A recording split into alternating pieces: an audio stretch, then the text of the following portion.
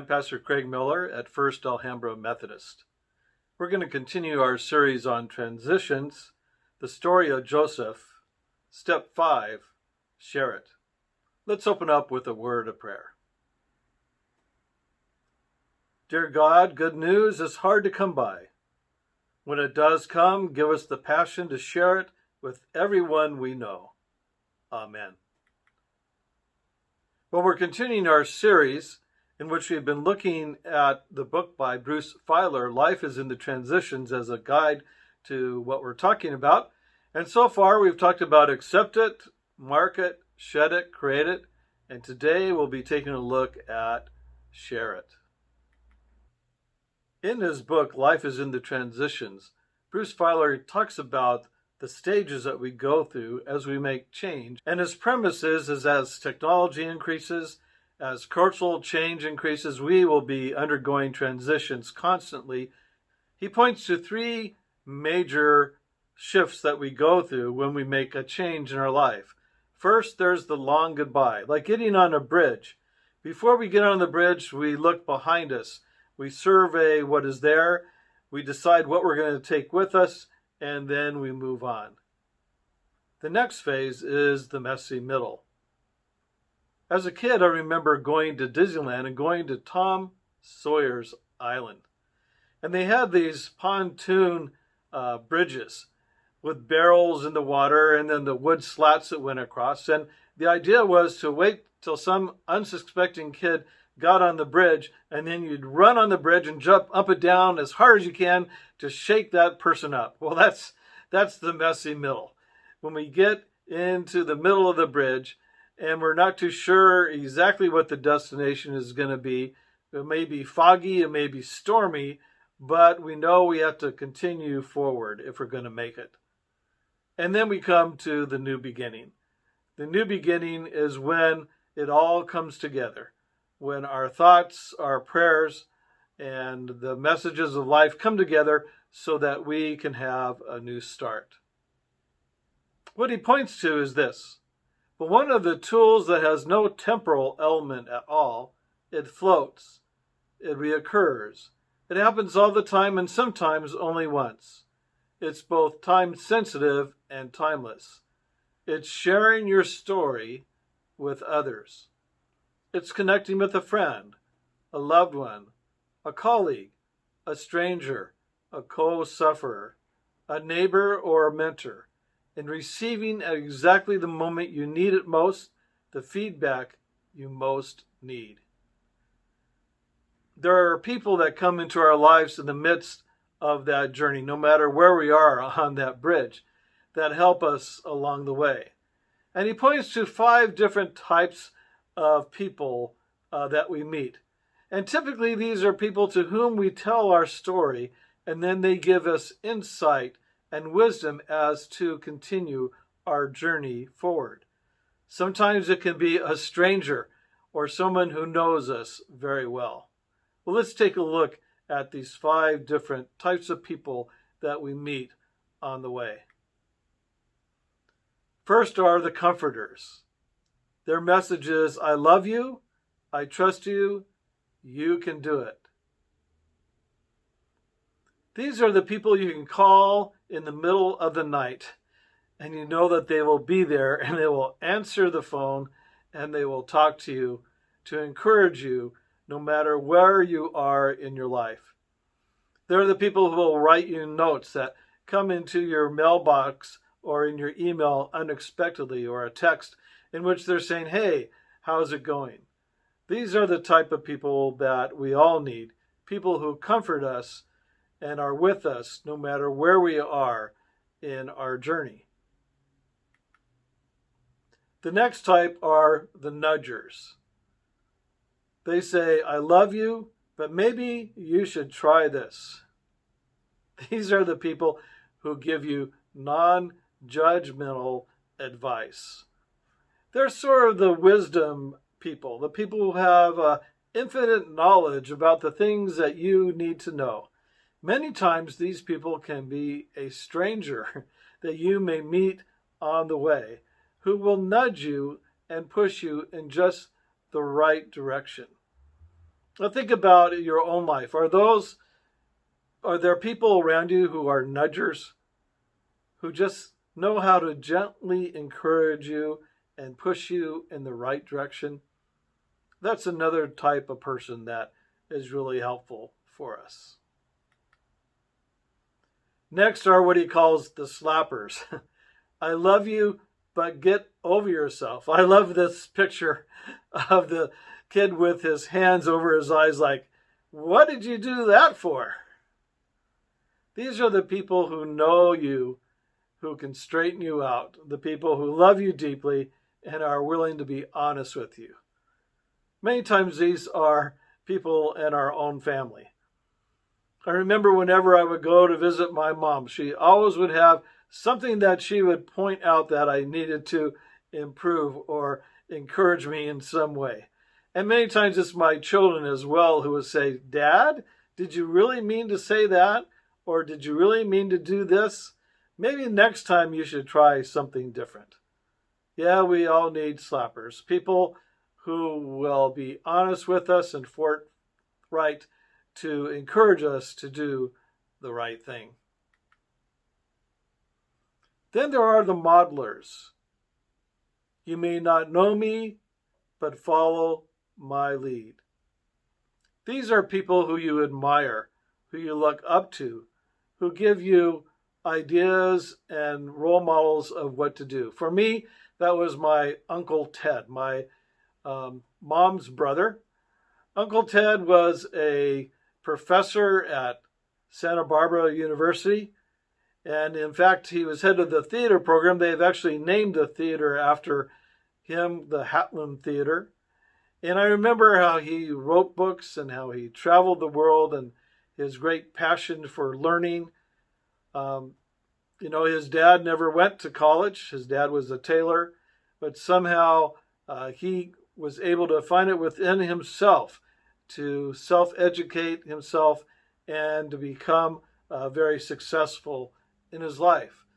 And that was really a model for me as I was growing up, someone that I deeply looked up to. I didn't see him a whole lot, but whenever I did, I would always take note of what he was like, especially his sense of humor and his way with people. So for you as well, there are probably modelers. And there might be some people who model themselves after you as well. This all goes two different ways in terms of how we are acting towards those around us as well. And the fifth one is the naysayers. People who tell us we're fools, we're crazy, or will never succeed. These are the people to whom you want to prove that they are wrong. You see this a lot of time in the sports world. You'll see people like Michael Jordan who will hold a grudge against someone who insulted him early in his career. Or you'll see it in a football player like Tom Brady, who was picked in the 6th round of the draft to become a quarterback, and would look at all the people that went ahead of him, and he made it his life journey to prove everyone that those people who were selected before him and the managers of the various teams who passed him by would pay. Their insult to him, the naysayer to him, gave him fuel for making himself better and to improve. Well, how does this impact our story of Joseph as we think about these different types of people? Let's take a look at the cupbearer and Joseph. So in Genesis 40, we find that Joseph is back in prison. We're sort of skipping around the order of our story if you've been following our series, but we want to take a look at this particular incident. So the chief cupbearer told his dream to Joseph and said to him, "In my dream there was a vine before me, and on the vine there were 3 branches. As soon as it budded, its blossoms came out, and the clusters ripened into grapes. Pharaoh's cup was in my hand, and I took the grapes and pressed them into the Pharaoh's cup and placed the cup in Pharaoh's hand." Then Joseph said to him, "This is its interpretation.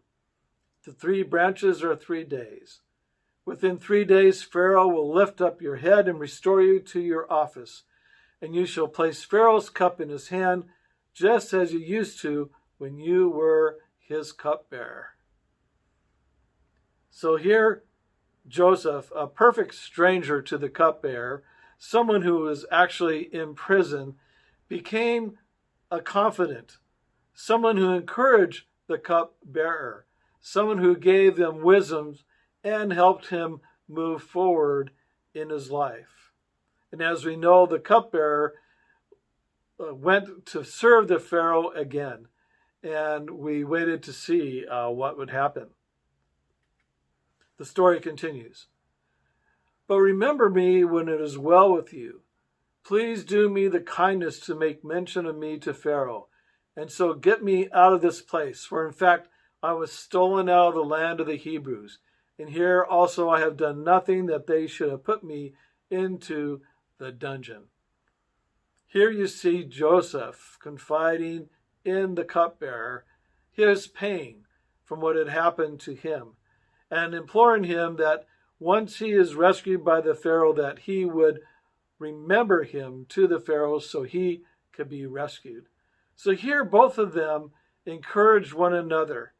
They were people who listened deeply to each other and were able to be ones that were friends and encouragers in the midst of what they found themselves in, there in Pharaoh's dungeon.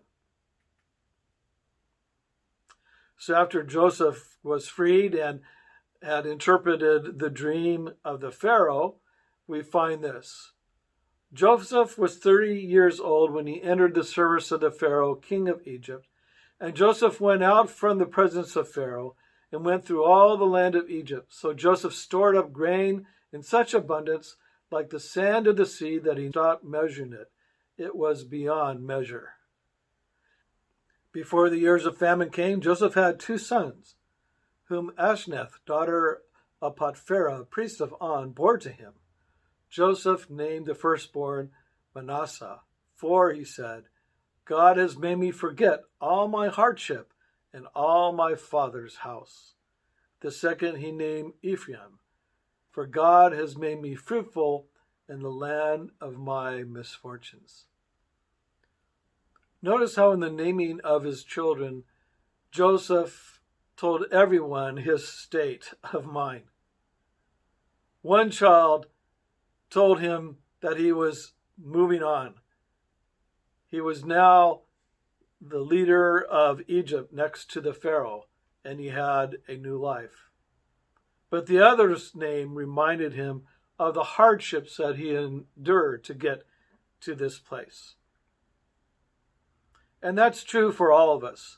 Wherever we are in the journey, wherever we are on that bridge of life, we find ourselves in need of people, find ourselves in need of explaining to them where we are, because as we tell our story, it gives us clarity as to where we are in our life. The truth is, you are never alone. God is with you, and God will bring people around you at just the right moment. Those who will comfort you, those who will nudge you in a certain direction, those who will tell you the truth and straighten you out, those whom you admire, of whom you want to model your life after, and even the naysayers who will challenge you and you want to show them that you indeed can do the things that you are called to do. If you think about it, we are living in a very crazy time, aren't we? We've had the pandemic, and then we've had the fires where we couldn't even go outside. Then we had an earthquake, and then we have huge challenges coming up with the election coming up.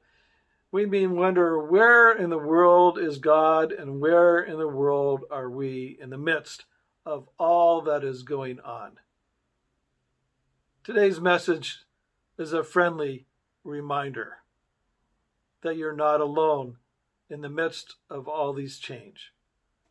and to encourage you to reach out to those who know you best, so they can be ones who comfort you and encourage you in all you do.